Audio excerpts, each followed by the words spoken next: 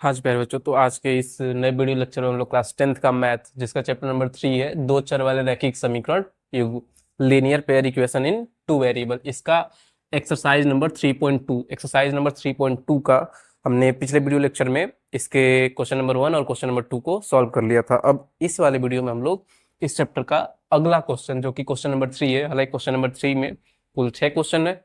अगर 6 क्वेश्चन इस वीडियो में हो सकता है तो हम लोग कर लेंगे, ठीक है जी। इस वीडियो लेक्चर में हम लोग चैप्टर नंबर 3 का एक्सरसाइज 3.2 का क्वेश्चन नंबर 3 को सॉल्व करेंगे, ठीक है। क्वेश्चन नंबर 3 का पहला क्वेश्चन है, देखिएगा। इसका पहला क्वेश्चन बच्चे, अब जैसा कि हमने इससे पहले वीडियो लेक्चर में हमने बताया था कि अभी तक हमारे पास कैसे क्वेश्चन आ रहे थे, इक्वेशन गिवन थे, ठीक है, इक्वेशन गिवन थे। लेकिन इस समय हम लोगों को इक्वेशन बनाने पड़ेंगे, ठीक है। लैंग्वेज बेस्ड रहता है, लैंग्वेज में क्वेश्चन दिया रहता है और उसके बेस पे हम लोग क्वेश्चन को बनाते हैं, ठीक है। तो देखिए, हम लोगों को क्वेश्चन में दिया हुआ है बच्चे कि दो संख्याएं जिनका अंतर 26 है, ठीक है। दो संख्याएं जिनका अंतर 26 है तथा एक संख्या दूसरी संख्या की 3 गुनी है, एक संख्या दूसरी संख्या की 3 गुनी है, तो वो संख्याएं हमको ज्ञात करनी है, ठीक है। तो हम कर लेते हैं जी। सबसे पहली बात बच्चे, जो हमको कहता है कि ज्ञात करना है, ठीक है, जो कहता है ज्ञात करना है उसको हम लोग मानते हैं। हालांकि इसमें दो संख्याएं ज्ञात करनी है तो हम लोग मान लेंगे, माना पहली संख्या पहली संख्या इक्वल्स टू एक्स, ठीक है। इसका मतलब है let first number equals to x तथा दूसरी संख्या दूसरी संख्या इसका मतलब बच्चे सेकंड नंबर, सेकंड नंबर को हम लोग वाई कर लेते हैं। अब जैसे क्वेश्चन में कहता है, जो जो क्वेश्चन में कहता है उसी को हम लोग करते हैं। हालांकि क्वेश्चन में क्या बोला था कि दोनों का अंतर 26 है, 26 है। तो अकॉर्डिंग टू क्वेश्चन, इंग्लिश वाले नोट करेंगे अकॉर्डिंग टू क्वेश्चन, हिंदी वाले नोट करेंगे प्रश्नानुसार, ठीक है जी, प्रश्नानुसार। अब प्रश्न के अनुसार बोला है बच्चे कि दोनों का अंतर, मतलब अगर दोनों को हम लोग घटा रहे हैं, एक दूसरे को घटा रहे हैं, तो अंतर हम लोग का रिजल्टेंट 26 मिल रहा है। तो हम लोग उसको कर लेते हैं कि x में से y को अगर घटा रहे बच्चे तो ये 26 हो जा रहा है, ठीक है। ऐसा ही हम लोग को इक्वेशन पिछले एक्सरसाइज में दिया रहता था। अब हमको करना क्या है, कुछ लैंग्वेज दे रखा है, लैंग्वेज में जो चीज हमसे फाइंड करना रहता है, जो चीज हमको ज्ञात करना रहता है, उसको हम लोग कंसीडर करते हैं कि लेट अस कंसीडर वो हमारे पास जो नंबर है एक्स और वाई है, ठीक है। और उसके बेस पे हम लोग इक्वेशन बनाते हैं। इसको हम लोग कर लेते हैं इक्वेशन नंबर 1, ठीक है जी। इक्वेशन नंबर 1 हो गया। अब हम लोग करते हैं अकॉर्डिंग टू क्वेश्चन फिर से, क्योंकि इसमें दो शर्त दिए हुए। पहला शर्त, दोनों का डिफरेंस 26 है, दोनों का अंतर 26 है। दूसरा है बच्चे, एक संख्या दूसरे का 2 गुना है। तो हम लोग इसे यहाँ पे नोट कर, सॉरी 3 गुना है, एक संख्या दूसरे का 3 गुना है, तो हम इसको नोट कर ले रहे हैं कि x बराबर है 3y के, ठीक है। x 3y के बराबर है, तो यहाँ से बच्चे हो जाएगा x माइनस 3y बराबर 0, इक्वेशन नंबर 3, ठीक है, इक्वेशन नंबर 3। अब देखिए, अब हम लोग इन दोनों इक्वेशन को, इक्वेशन नंबर 1 और सॉरी इक्वेशन नंबर 2, इसको हम लोग बनाएंगे। इक्वेशन नंबर 1 और इक्वेशन नंबर 2 को हम लोग सॉल्व करेंगे और एक्स और वाई की वैल्यू निकाल लेंगे। हालांकि बच्चे, हम लोग जब एग्जाम में करेंगे तो वहाँ पे कोई ये बर्निंग नहीं रहता है कि आप कौन से मेथड से कर रहे हैं। हमने 3 मेथड पढ़ा है इसके, एक तो होता है ग्राफिकल मेथड, दूसरा होता है सब्स्टिट्यूशन और तीसरा होता है इलिमिनेशन, प्रतिस्थापन, विलोपन और ग्राफीय विधि। 3 विधियां होती है इन दोनों को सॉल्व करने की। हालांकि हम लोग किसी से भी सॉल्व करें तो एक्स और वाई का सेम वैल्यू आएगा, लेकिन इस वाले में बोला है, इस वाले क्वेश्चन बोला है कि हम लोग प्रतिस्थापन विधि से हल करना है। प्रतिस्थापन विधि मतलब बच्चे elimination method, sorry substitution method. तो हम इसको सब्स्टिट्यूशन मेथड से सॉल्व करेंगे। सब्स्टिट्यूशन मेथड में होता क्या है, एक इक्वेशन से x या फिर y की वैल्यू निकालो, दूसरे में रख दो, ठीक है। तो हम यहाँ पर कर रहे हैं समीकरण 1 से, समीकरण 1 से इंग्लिश में नोट करेंगे फ्रॉम इक्वेशन फर्स्ट, ठीक है बच्चे। इक्वेशन फर्स्ट से हम लोग सॉल्व करें आगे। अगर इक्वेशन फर्स्ट को अगर आप लोग चेक कर रहे हो तो देखो, इक्वेशन फर्स्ट है हम लोग का x minus y equals to 26, ये है। तो बच्चे यहाँ से x की वैल्यू हम लोग नोट कर सकते हैं 26 plus y and this will be our equation number 5। ठीक है, इक्वेशन नंबर फर्स्ट से हमने x की वैल्यू निकाली है, इक्वेशन नंबर फर्स्ट से x की वैल्यू निकाली है। अब इस x की वैल्यू इक्वेशन नंबर सेकंड में हम लोग पुट कर देंगे। तो हम इसको यहाँ पे सॉल्व कर लेते हैं आगे जी। देखिए अब कर लेते हैं put the value of x in equation second. Hindi में सुन लीजिए बच्चे, x का मान समीकरण 2 में रखने पर, x का मान हम लोग समीकरण 1 से निकाले अब समीकरण 2 में रख देंगे। अगर बच्चे x का मान आप समीकरण 2 में रख रहे हैं तो देखिए समीकरण 2 है हम लोग का x माइनस 3y बराबर है 0। ठीक है, अब यहां पर x का मान रखते हैं। देखिए x का मान है 26 प्लस y, ये है x का मान, x की वैल्यू यही है, x की वैल्यू यही है 26 प्लस y हमने यहाँ पे रख दिया है। और ये -3y एज इट इज यहाँ पे नोट हो जाएगा इक्वल्स टू 0। अब ध्यान समझिएगा, इस वाले 26 को हम लोग उधर लेके जा रहे हैं। बच्चे जब 26 को आप उधर लेके जाओगे तो 0 माइनस 26 होगा, और इन दोनों को देखो प्लस और माइनस है, प्लस और माइनस है, अगर दोनों को हम लोग कर रहे हैं तो माइनस का 2y होगा, यहाँ पे कुछ नहीं मतलब 1y है, दोनों को अगर हटाएंगे माइनस का 2y होगा। अब इस -2y इक्वल्स टू इन दोनों घटाओगे आप तो माइनस का 26 आएगा, माइनस से माइनस कैंसिल। अब y की वैल्यू हो जाएगी जो 2 यहाँ पर है, y और 2 आपस में गुणे में है, 2 को अगर आप उधर लेके जाओगे तो 26 अपॉन में 2 दैट इज इक्वल्स टू 13। ठीक है, इसका मतलब क्या है, y की वैल्यू आ गई है 13। ठीक है जी, अब अगर x या फिर y किसी की भी वैल्यू आ गई, आप फ्री हो कि इस वाले वैल्यू को कहां पर रख रहे हो। हम सबसे इजी इक्वेशन में रखते हैं। ठीक है, सबसे इजी वाला इक्वेशन हमको दिख रहा है बच्चे, सबसे इजी वाला इक्वेशन दिख रहा है इक्वेशन नंबर 3। तो हम कर ले रहे हैं y इक्वल्स टू 13 समीकरण 3 में रखने पर, 3 में। ठीक है, समीकरण 3 में रखने पर अब अगर हम लोग समीकरण 3 में रखते हैं तो यहां से x का मान आ जाएगा, x बराबर बच्चे 26 प्लस का 13, तो x का मान हो जाएगा 39। इसका मतलब क्या है, हम लोग की पहली संख्या जो फर्स्ट नंबर, लास्ट में आंसर लिखना जरूरी होता है, फर्स्ट नंबर जो कि हम लोग का x था, x का मान है 39, एंड सेकेंड नंबर जो सेकेंड नंबर है बच्चे उसको हम लोगों ने y लेट किया था, और y की वैल्यू आई है हमारे पास यहाँ पर 13। ठीक है, तो ये दोनों हम लोग का हो जाएगा आंसर। ऐसे ही बच्चे हम लोग अगले क्वेश्चन को भी करेंगे। एक बार फिर से हम इसको एक्सप्लेन कर दे रहे हैं कि हमने किया क्या है। सबसे पहले बच्चे इस क्वेश्चन में हमको दिया हुआ था कि दो संख्याएं हैं जिनका अंतर 26 है, दोनों को माइनस करके हमने 26 कर लिया है। फिर पहली संख्या दूसरे की 3 गुनी है, तो पहला हमने दूसरे को 3 गुना कर दिया, यहां से 2 इक्वेशन बने, दोनों को सॉल्व किए हैं, एक्स की और वाई की वैल्यू आ गई है। ठीक है, आप इसको एक बार पूरा का पूरा नोट कर लीजिए, उसके बाद हम लोग इसके अगले क्वेश्चन को सॉल्व करते हैं। ठीक है जी, नोट कीजिए।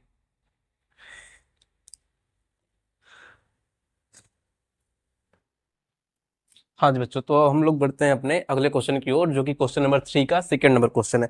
बच्चे क्वेश्चन में कहा गया है कि हम लोग के पास दो संपूरक कोण है, दो कॉम्प्लीमेंट्री एंगल्स है, जिसमें से पहला एंगल दूसरे एंगल से 18 डिग्री मोर देन है, मतलब पहला कोण दूसरे कोण से 18 डिग्री अधिक है। उसके बाद हमको करना क्या है, दोनों कोणों को ज्ञात करना है। ठीक है, तो हमको दोनों कोण ज्ञात करने हैं, तो दोनों कोणों को हम लोग मान लेते हैं। हम लोग पहले यहाँ पे लिखेंगे दूसरा है, तो क्वेश्चन नंबर 3 का सेकंड, माना माना पहला कोण, पहला कोण फर्स्ट एंगल,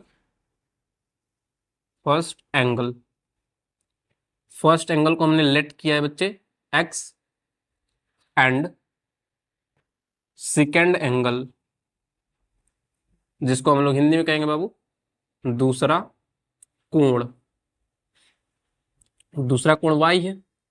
अब अकॉर्डिंग टू क्वेश्चन चलते हैं, प्रश्नानुसार चलते हैं। देखिए इसने बोला है वो दोनों कोण जो है वो समपूरक है। कोण समपूरक का मतलब होता है बच्चे वे दोनों कोण जिनका योगफल, वे दोनों कोण जिनका योगफल 180 अंश होता है, वो दोनों हम लोग के समपूरक कहलाते हैं। इसका मतलब है x और y को जोड़ने पर 180 आना चाहिए। इसको हम लोग बना लेते हैं समीकरण नंबर 1। ठीक है जी, दोनों कोणों को जोड़ने पर हम लोगों को मिलना चाहिए 180 डिग्री। ऐसे दो कोण जिनको जोड़ने पर 180 अंश बनता है उसे ही हम लोग समपूरक कोण कहते हैं। दोनों को जोड़ करके 180 हमने कर दिया, पहला वाला इक्वेशन बन गया। अब दूसरा इक्वेशन बनाते हैं अगेन अकॉर्डिंग टू क्वेश्चन, क्योंकि बच्चे इस चैप्टर में 2 वेरिएबल्स होने चाहिए, इस वजह से हम लोग बार बार यहाँ पे 2 वेरिएबल x और y ले रहे हैं। ठीक है, देखिएगा कर रहा है पहला कोण दूसरे कोण से 18 अधिक है, इसका मतलब बच्चे x बराबर है y प्लस 18। ठीक है, x जो है y से 18 अधिक है, तो हमने इसको बना लिया।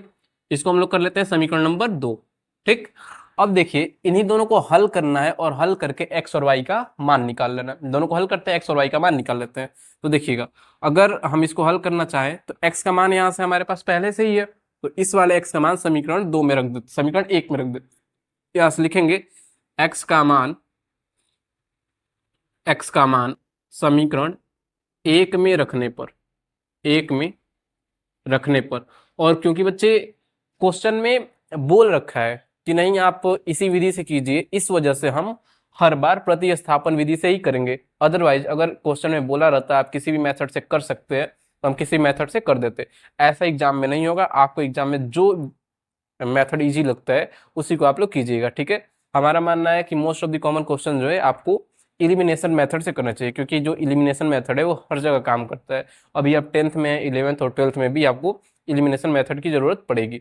देखिए इस वाले x की वैल्यू हम लोग इक्वेशन नंबर 1 में रखते हैं, तो इक्वेशन नंबर 1 हमारे पास है x plus y equals to 180 degree. ठीक है, इस वाले x का वैल्यू यहाँ रखते हैं। देखिए तो ये हो जाएगा y प्लस 18 और प्लस का ये वाला again y equals to 180 degree. सबसे पहली बात बच्चे, इन दोनों y को अगर हम लोग जोड़ेंगे तो 2y होगा। ठीक है, और इस 18 को उधर लेके चले जाते हैं तो 180 माइनस हो जाएगा 18। अगर हम इन दोनों को घटाते हैं तो देखिए पहले 180 में से 10 घटाएंगे 170, फिर 8 घटाएंगे 162, 162 होगा। ठीक है, दोनों घटाएंगे 162। अब देखिए बच्चे यहाँ पर 2y बराबर 162 हो गया है, तो y का मान 162 बटे में 2 होगा। और इसको कटाएंगे अगर हम लोग इसको कटाते हैं, दोनों कटाइए तो देखिएगा 8 और 1, 8 दूना 16, 2 एक में 2, तो y का मान हो जाएगा 81। y का मान 81 हो गया। अब इस वाले y का मान किसी भी समीकरण में रख दीजिए, क्योंकि हमारे पास y का मान आ गया तो x का भी मान आ जाएगा। इस वाले y का मान हम लोग समीकरण 2 में रखते हैं, तो यहाँ लिखेंगे y बराबर 81 समीकरण 2 में रखने पर, समीकरण 2 में रखने पर put the value of y in equation number 2। Equation number 2 में रखते हैं तो देखिए x इक्वल्स टू यहाँ पर है, x इक्वल्स टू है y प्लस 18, तो x का यहाँ से वैल्यू आ जाएगा, y की वैल्यू हम लोग पुट कर दे रहे हैं, y की वैल्यू हमारे पास 81 है, तो 81 प्लस 18, तो यहाँ से x की वैल्यू आ जाएगी बच्चे 99। हम लोग का लास्ट में आंसर लिखना होता है, तो लास्ट में हम लोग आंसर लिख देंगे कि फर्स्ट एंगल, क्योंकि हमको दोनों एंगल लिखने हैं बच्चे, तो फर्स्ट एंगल जो कि हमारे पास x था, x की वैल्यू आया है 99 डिग्री, और सेकेंड एंगल जो कि हमने इसको y लेट किया था, सेकेंड एंगल y था, तो y और y की वैल्यू है 81। अगर आप इन दोनों को ऐड करोगे तो 180 आएगा, और अगर आप चेक करोगे तो यह जो है ये वाला एंगल इससे 18 अधिक है, तो इस वजह से हमारा क्वेश्चन सॉल्व होता है। और अगर आपको चेक करना है तो इस x और y की वैल्यू आप किसी भी इक्वेशन में रख दीजिए, लेफ्ट हैंड साइड और राइट हैंड साइड इक्वल आ गया, इसका मतलब आपकी x और y की वैल्यू सही आई है। ठीक है, इसको नोट कीजिए, इसके बाद हम लोग इसका क्वेश्चन नंबर 3 को सॉल्व करते हैं। ठीक है जी,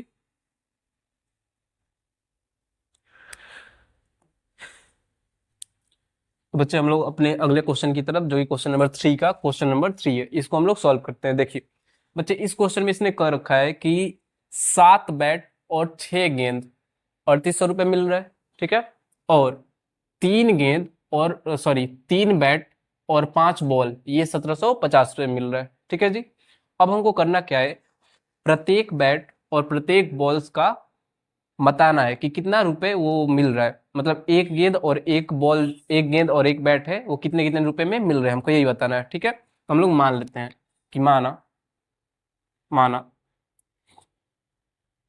एक बल्ले, बच्चे बल्ले मतलब होता है बैट, एक बल्ले की कीमत बराबर x रुपए। The cost of one bats equals to x rupees. ठीक है, इंग्लिश में नोट कर लेंगे, हिंदी में ये नोट करेंगे। तथा एक गेंद की कीमत, एक गेंद की कीमत, cost of one ball equals to y rupees. ठीक है, एक्स और वाई रुपीज हमने लेट कर लिया। अब देखिए हम लोग इक्वेशन बनाते, यहीं से दोनों इक्वेशन बनेगा बच्चे। ठीक है, अब अकॉर्डिंग टू क्वेश्चन करते हैं। अकॉर्डिंग टू क्वेश्चन, क्वेश्चन में बोल रखा है 7 गेंद तथा 6 बॉल। आप खुद सोचो बच्चे, अगर हम बोल रहे हैं कि एक पेन का मूल्य है 10 रुपया, तो 2 पेन का कितना हो जाएगा, 10 गुणे 2 20 रुपये हो जाएगा। वैसे ही एक बैट जो है x रुपये का मिल रहा है, तो 7 बैट कितने का मिलेगा, 7x का। ठीक है, प्लस एक बॉल हम लोग का y रुपये का मिल रहा है, तो 6 बॉल कितने का मिलेगा, 6y रुपये का, 6y, और यही मिलके हो जा रहा है 3800 रुपये। इसको बना लेना हम लोग इक्वेशन नंबर 1। ठीक है, बिल्कुल ऐसे ही हम लोग दूसरा ही बना लेते हैं। Again according to question, 3 bat है तो 3 बैट 3x रुपये का मिलेगा, प्लस 5 बॉल मतलब 5y इक्वल्स टू हो जाएगा, ये है 1750 रुपये। ठीक है बच्चे, इक्वेशन नंबर 2। और फिर से कह रहे बच्चे, इन दोनों को सॉल्व करने की 3 विधि है, किसी से भी आप सॉल्व कर सकते हो। इजी और इंपॉर्टेंट होता है विलोपन विधि, जिसको इलिमिनेशन कहते हैं। लेकिन इसने क्वेश्चन में बोल रखा है आप सब्स्टिट्यूशन मेथड का ही यूज कीजिए, मतलब प्रतिस्थापन विधि का ही प्रयोग कीजिए, तो हम लोग उसी का प्रयोग करेंगे। देखिए इसका प्रयोग में होता क्या है, एक्स या फिर वाई की वैल्यू किसी एक इक्वेशन से निकालिए और दूसरे इक्वेशन में पुट कर दीजिए। ठीक है जी, तो हम लोग यहाँ से x की वैल्यू निकालते हैं, इक्वेशन नंबर 2 से हम लोग x की वैल्यू निकालते हैं। अगर यहाँ से हम लोग x की वैल्यू निकालेंगे तो देखिए 3x इक्वल्स टू 5y को उस साइड भेजते हैं तो ये हो जाएगा 1750 माइनस 5y। ठीक है जी, अब यहाँ से x का हम लोग नोट कर सकते हैं कि x की वैल्यू है 1750 माइनस 5y अपॉन में ये हो जाएगा 3। ठीक है, यहाँ से हम लोग x की वैल्यू निकाल ले रहे हैं, और इस वाली x की वैल्यू को हम लोग इस इक्वेशन, पहले वाली इक्वेशन में हम लोग पुट कर देंगे। तो हम लोग इसको नोट कर लेते हैं कि x का मान समीकरण एक में रखने पर, ठीक है जी, अगर हम लोग x का मान समीकरण 1 में रखते हैं तो